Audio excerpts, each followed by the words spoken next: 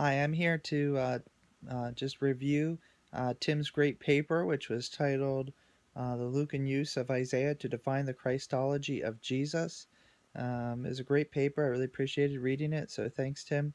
Brought out a lot of good points and really helped me to see that big idea of uh, how Luke is using Old Testament passages such as Isaiah. So, uh, thanks for that. Um, The main thesis of this paper focuses on how Luke's appeals to Old Testament scriptures, primarily Isaiah, helps to establish Christ as the Messiah. That was kind of my take on the thesis. Specifically, when quotations or allusions to Isaiah are made, Lease contends that particular attention to the titles of Christ are important in understanding which larger uh, Isaianic themes Luke may be implying. So, like I said, overall, very well done in showing the big picture and in helping to just see the extent of which Luke acts really is dependent upon these ideas. Here's a couple of I wouldn't really call them critiques. This is just me thinking out loud, things that came to my mind as I'm reading over the paper, questions that I personally have that I offer out for consideration. Okay, so one is Tim takes the traditional view, which may be correct, and that may be what I hold too, that Isaiah is, the author of all 66 chapters. But of course, contemporary scholarship would disagree, and they'd break Isaiah down into sometimes three sections, at least two sections. First Isaiah, and then what's known as Deutero Isaiah, or Second Isaiah. So First Isaiah would be chapters 1 to 39. Second Isaiah would be either viewed as 40 to 66 or 40 to 55 if you're going to include a third Isaiah as well. Um, and I say perhaps this needs to be at least considered in these discussions. And the first reason why I say this is one will want to know if there's a difference in how First Isaiah and Deutero Isaiah are used in the Lucan passages. So, if we would recognize that distinction, would we see anything when we check how these particular passages are used in Luke?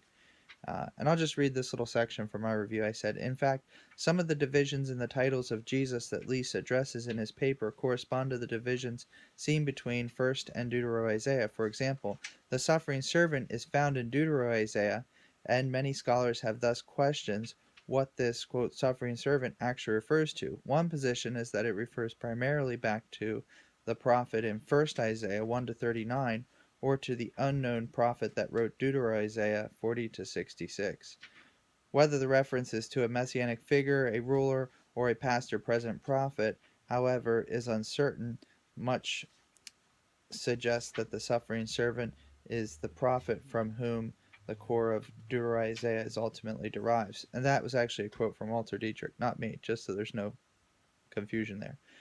Not the whole thing, but I did just mention a bit of a quote there. So, therefore, addressing these issues would require more in terms of a defense of these titles being in reference to Christ. So perhaps there are some, whatever you want to call them, historical critical issues that need to be considered, and if they are considered, then how can we defend a little more that these titles are indeed a reference to Christ and not just an interplay between first and second Isaiah, so to say.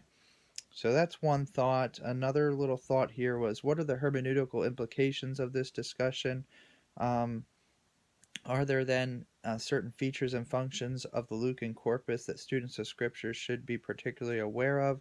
So, if Luke is notably different than the other two synoptic gospels, why is that? Is Luke as a historian doing something a little bit different? Does that mean anything in terms of how we read it? If his dependence on Isaiah is so great, what does that tell us hermeneutically about it? Are there any potential pitfalls in seeing too much of a relationship between Luke and Isaiah? Uh, or are there examples of illegitimately applied echoes in the book? So, just again, you only have so much room in a paper. I get that, but I'm just wondering these things out loud. And then, lastly, one other thought was often the quotes are presented as self explanatory in a sense.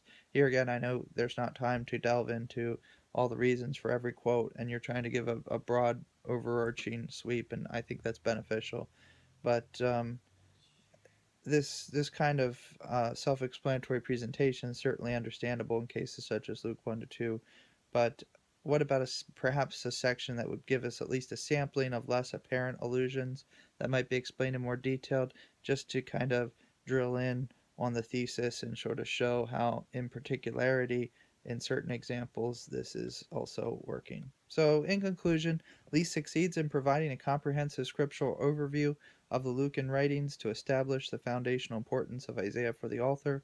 Focusing on the different titles of Christ in relationship to Isaiah is beneficial in helping to describe the extent to which Christ is being elevated by Luke. Lease's appeal to the purpose of Luke's writings, Luke 1 to 4, is also noteworthy as providing a correct contextual background with which to understand Lucan comments. So, great paper, Tim. Like I say, I learned a lot. Really appreciated it. I'm seeing the importance there. It definitely comes through in your writing, and I think everybody should read it if they had time. So, uh, we'll see you all in person sometime soon. Take care. Bye bye.